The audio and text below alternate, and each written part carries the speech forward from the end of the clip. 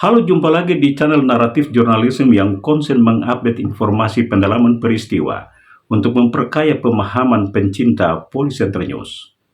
Di kesempatan jumpa kita kali ini akan diketengahkan kiprah Stikes Papua membangun bangsa, pengaruh sepak bola terhadap industri pariwisata, dan multifaset peran seorang ayah dalam keluarga.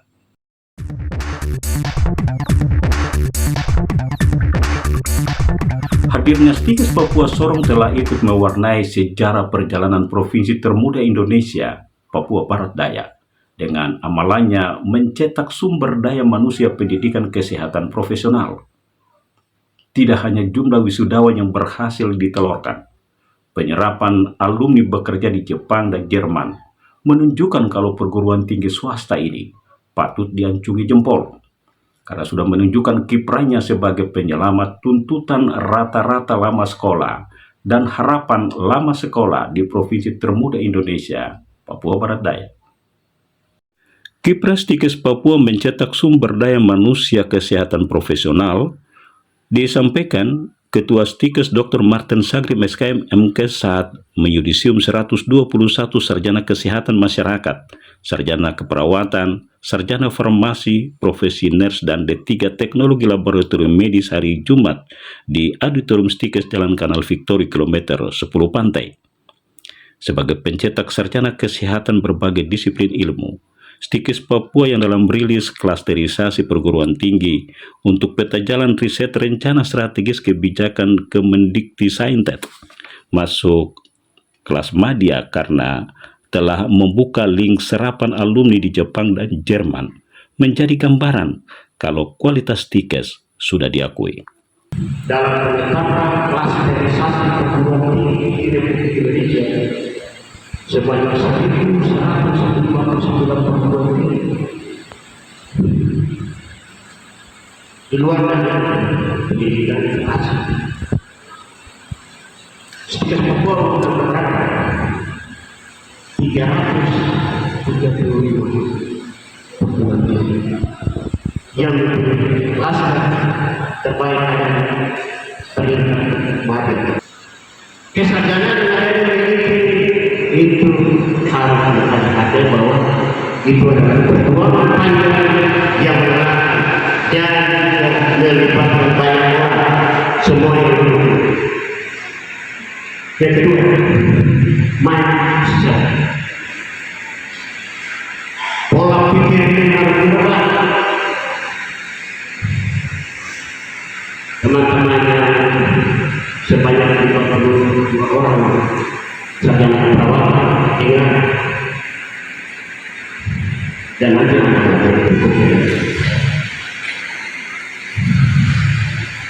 mindset bahwa saya sebagai sarjana bukan sarjana hanya setengah-setengah, sarjana harus tuntas, sarjana yang punya integritas, sarjana yang harga diri. Bahasa dulu sebenarnya soal integritas harga diri.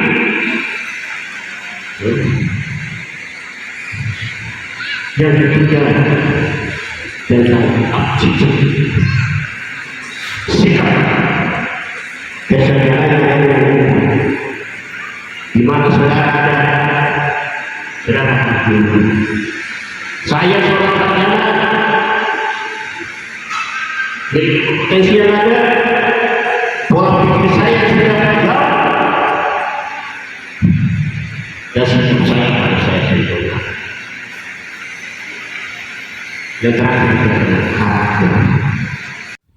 Apresiasi datang dari orang tua alumni Melkianus Na dari Kampung Yukase yang hanya bisa menyampaikan rasa terima kasihnya kepada Stikes karena kehadirannya telah memungkinkan putrinya meraih sarjana. Kalau untuk saya bersyukur kepada Tuhan, ya Tuhan buka Stikes, maka saya berharap bisa berprestasi. Kalau tidak dapat Stikes, ya juga salah saya. Kalau Stikes baru bisa. Sekda Papua Barat Daya, Dr. Andus Yakob Karit MIC minta panitia cendrawasih pertama menjaga citra positif penyelenggaraan turnamen sepak bola yang diikuti 37 kesebelasan utusan kabupaten kota se-Papua Barat Daya. Karena sepak bola berpeluang dikembangkan sebagai penggerak industri pariwisata di provinsi termuda Indonesia, Papua Barat Daya. Permintaan Sekda Papua Barat Daya Dr. Andus Yakob Karit MIC disampaikan saat membuka turnamen sepak bola cendrawasih pertama Sabtu sore di lapangan Malayam Simsa Malanu Kampung dengan menendang bola pertama bersama Ketua Panitia dan Kepala Bidang Olahraga Dinas Pemuda Olahraga Kota Sorong. Alasannya karena sepak bola telah menjelma sebagai magnet pariwisata karena merangsang penggemarnya hadir menonton tim yang disenangi, seperti misalnya di Piala Dunia dan Piala Eropa. Banyak dimanfaatkan wisatawan untuk sekaligus mengunjungi objek-objek wisata di negara penyelenggara, sehingga event ini perlu dikembangkan sebagai penggerak industri pariwisata di masa datang. Yang lagi tren adalah pariwisata, bola juga. Ini kita provinsi baru. Membelanya itu sudah stadionnya sudah didesain itu sudah untuk ke internasional. Bahkan juga sudah dirancang untuk main malam. Gitu. Jadi kalau untuk ada kesebelasan yang misalnya ada event-event yang bisa ditetapkan dan dipusatkan oleh PSSI maupun ini ya bisa menggunakan dan yang Bewela itu kan cuma tunggu lampu saja. Oke. Nah, barangkali mungkin tahun ini atau tahun depan sudah dipasang lampu di stadionnya, jadi orang bisa main malam. Kondisi sekarang yang stadion sekarang ini, itu stadion itu kalau main sore itu tidak bisa, orang seperti muda sudah bisa karena matahari dia aja. Ya kalah satu tim pasti. Dorong malam ya. Jadi stadion itu didesain untuk mainnya main malam.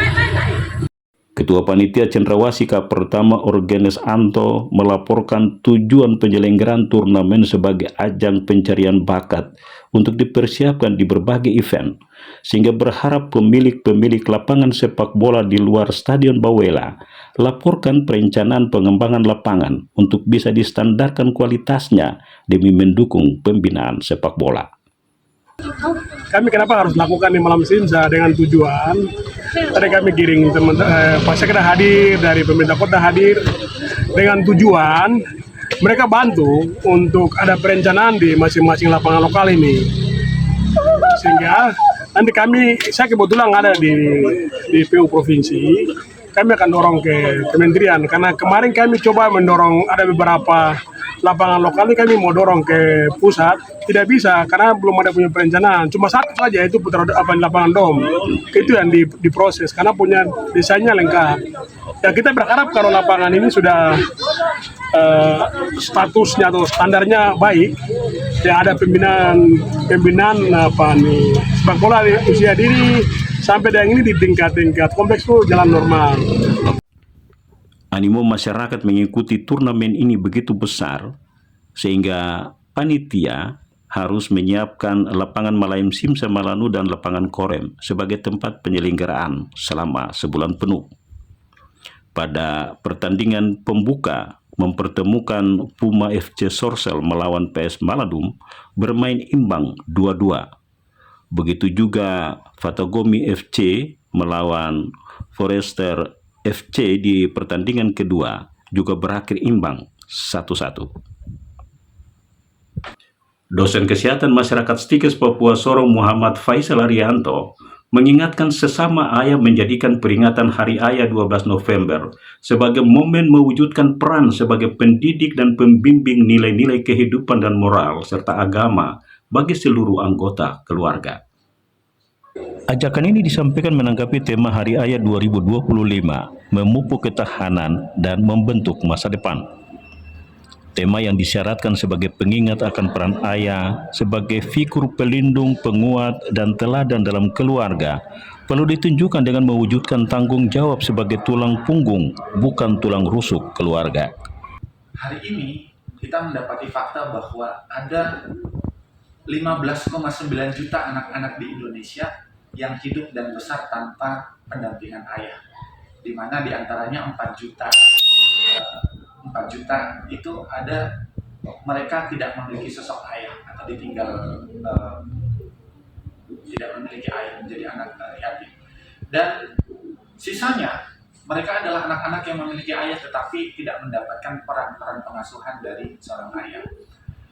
Sosok ayah ini menjadi sangat strategis karena ia adalah role model di dalam keluarga, sehingga ia harus menjadi contoh dan patron positif bagi anak-anaknya.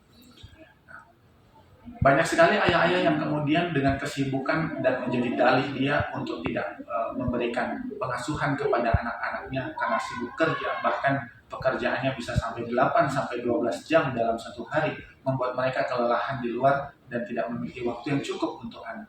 Saya kira ini merupakan strategi keluarga untuk bisa mengakali bagaimana dalam pekan-pekan tertentu ada waktu bersama anak-anak, terutama peran-peran ayah, bahwa pengasuhan bukan hanya menjadi tanggung jawab ibu saja, tetapi bagaimana peran-peran pengasuhan ayah ini akan mengarahkan anak menjadi anak-anak yang memiliki visi yang tinggi, kemudian memiliki gaya kepemimpinan, mentalitas yang kuat menghadapi tantangan ancaman masa depan. Ini adalah figur yang hanya bisa didapatkan dari seorang ayah, tidak bisa didapatkan dari seorang ibu. Kenapa? Kemudian ayah yang menjadi sosoknya strategis. Ayah itu dikatakan sebagai tulang punggung keluarga, dan tidak ada ceritanya tulang rusuk itu menjadi tulang punggung. Ketika tulang rusuk itu dipaksa menjadi tulang punggung, tunggu waktunya dia akan patah dengan sendirinya. Maka peran sebagai tulang punggung ini tidak bisa tidak bisa digantikan oleh peran-peran yang lain. Dan yang perlu diketahui bersama bahwa tulang punggung di sini bukan hanya tentang kehidupan ekonomi saja, tapi bagaimana kehidupan spiritual harus disentuh oleh ayah, kehidupan emosional harus disentuh oleh ayah. Inilah yang kemudian membuat anak-anak tumbuh dengan sikap dewasa yang baik, sehingga tidak lahir anak-anak yang less fatherless atau anak-anak yang besar tanpa peran-peran ayah. Nah, apa dampak-dampak buruk yang bisa dialami oleh anak-anak? Salah satunya ketika mereka tidak mendapatkan pengasuhan dari seorang ayah, mereka akan tumbuh menjadi anak-anak yang agresif, terutama bagi anak laki-laki. Atau mereka akan tumbuh dengan ketidakpercayaan diri yang tinggi, sehingga mereka memiliki harga diri yang rendah, sehingga mereka mudah depresi dan muncul kejadian seperti bunuh diri dan seterusnya, atau aktivitas negatif yang lain seperti premanisme dan ketiadaan jati diri mereka itu akan hilang. Sehingga peran ayah ini harus diejawantahkan menjadi tanggung jawab bersama, dan berangkat dari kesadaran seorang ayah memiliki tanggung jawab bukan hanya mencari nafkah untuk keluarga, tapi juga membangun pribadi anak-anak yang bermental baja. Paguyuban Satu Hati sebagai komunitas yang memprakarsai lahirnya Hari Ayah berharap agar perayaan kontribusi ayah terhadap kesejahteraan dan perlindungan keluarga dan anak bisa dihormati sebagai penopang utama, bukan pendamping keluarga. Kesuksesan adalah kemampuan untuk bangkit setiap kali kita jatuh. Makanya berani mengambil langkah pertama, karena keberanian mengambil langkah pertama adalah awal dari kesuksesan. Semoga bermanfaat dan terima kasih sudah menyaksikan tayangan ini.